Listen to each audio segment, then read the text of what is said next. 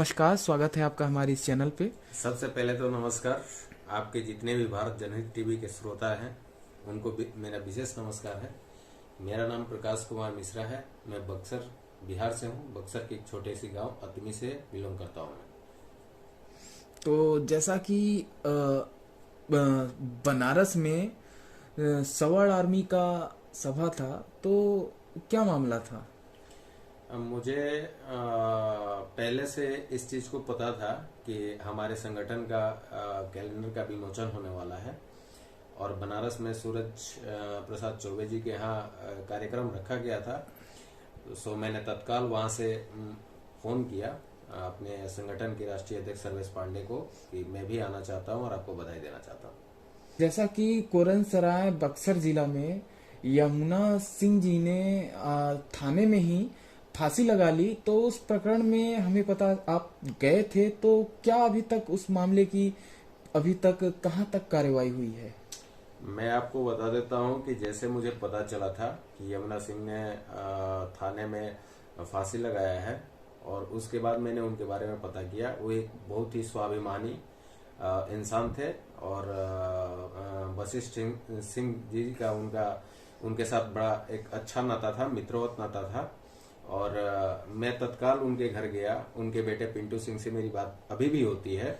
मैं तत्काल गया और आपने देखा होगा टीवी के माध्यम से, न्यूज के माध्यम से मैंने सीबीआई जांच की भी मांग की थी तथा थानाध्यक्ष की उस समय सस्पेंड हो गए थे थानाध्यक्ष, लेकिन फिर भी मैं उस पर अमल नहीं करता। कि इसलिए नहीं करता कि सस्पेंड होना किसी गुनाह को रोकता नहीं है।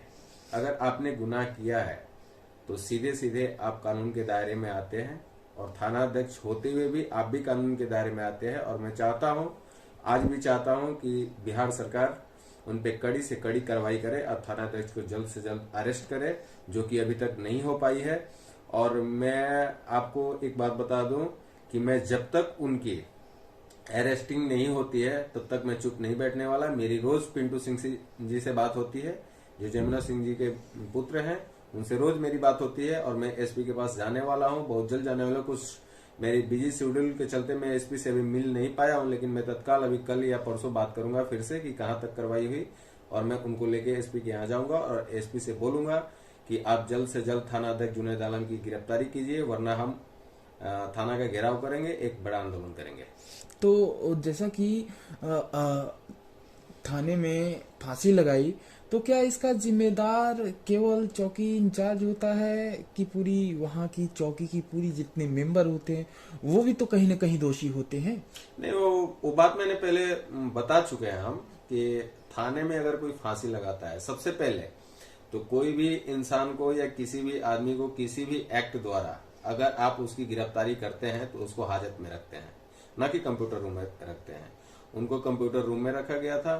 कंप्यूटर रूम में से कैसे फांसी लगाए वो थाने के अंदर जितने भी स्टाफ है वही जानते हैं, थाने के बाहर के लोग कोई तो जानता नहीं है। तो थाने में जब उन्होंने फांसी लगाया, सबसे पहले तो गलती ये है थानाध्यक्ष की कि उनको हाजत रूम में ना रखते हुए उनको कंप्यूटर रूम में रखा गया। और कंप्यूटर रूम में वो फांसी लगाए कि कैसे मरे ये तो थाने के इंचार्ज ही समझेंगे।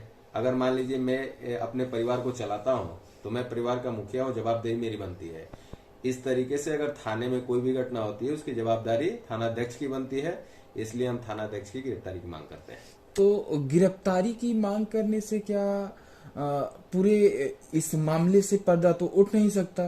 क्योंकि थाना अध्यक्ष महोदय अकेले अकेले तो जिम्मेवार हो नहीं सकते। क्या आप लोगों ने इस मामले की जांच की मांग की? नहीं, कहते हैं ना कि जब अगर बड़ी मछली को पकड़ना हो तो सबसे पहले उसको हम क्या करते हैं, सबसे पहले हम उसको दाना डालते हैं। तो दाना डालते हैं तो उसमें बड़ी जब मछली फंस जाती है उसके बाद छोटी छोटी मछलियां अपने आप फंस जाती है। तो जब तक थाना अध्यक्ष की गिरफ्तारी नहीं होगा, थाना अध्यक्ष बताएंगे कैसे? और जिस दिन उनकी गिरफ्तारी आ जाएगी, जब अपने पे आ जाएगी, तो थाना अध्यक्ष खुद छोटी मछलियों का नाम ले लेंगे। मुझे एक बात बताइए आप कि जैसा कि जमुना सिंह को किस मामले में बुलाया गया था, किस मामले में प्रताड़ित किया जा रहा था? छोटे छोटे बच्चों की लड़ाई थी। उस लड़ाई में यमुना सिंह का कोई हाथ नहीं था। एक द्वेष का भावना था थानाध्यक्ष का या दलित समाज का। दलित समाज को मैं गलती नहीं ठहरा रहा हूँ, इसलिए नहीं ठहरा रहा हूँ कि छोटे बच्चों की लड़ाई थी। जब छोटे बच्चों की लड़ाई थी तो इसमें एक द्वेष का भावना था। उस द्वेष में आके कुछ गांव के लोगों ने, दलित समाज ने थाने में जाकर शिकायत की, और शिकायत को बिहाफ पे रखते हुए थाना अध्यक्ष, जो कि सबसे बड़ा द्वेष उन्हीं को था। तो थानाध्यक्ष महोदय का नाम क्या था? थानाध्यक्ष महोदय का जुनैद आलम नाम था। जिस शहर से मैं आता हूँ, जिस गांव से मैं आता हूँ, जिस थाने से मैं आता हूँ, उस थाने में जुनैद आलम पहले थाना प्रभारी हुआ करते थे। और वहां भी ठीक एक इसी से मिलता जुलता केस आया था, जब एक ट्रक से एक लड़के की एक्सीडेंट हो गई थी और उसमें पैसे लेकर जुनैद आलम उसको छोड़ दिए थे, ट्रक वाले को। और जैसे प्रशासन, एसपी, डीएसपी को पता चला, तत्काल उन्हें सस्पेंड कर दूसरे थाने में भेज दिया गया था। उसके बाद दोबारा वो कुरानसराय थाने आए और यहाँ पे आकर फिर इन्होंने अपनी ये गलती को अंजाम दिया। तो जैसा कि इसके लिए क्या अभी तक इनके खिलाफ कोई कार्रवाई एसएसपी द्वारा नहीं की गई? अभी तक फिलहाल मेरे नॉलेज में कोई कार्रवाई नहीं की होगी। इतना मुझे पता है कि वो सस्पेंड है, लेकिन सस्पेंड से कोई बात होने वाली नहीं है। क्या इनके सस्पेंड होने से इन मृतक का परिवार संतुष्ट हो जाएगा?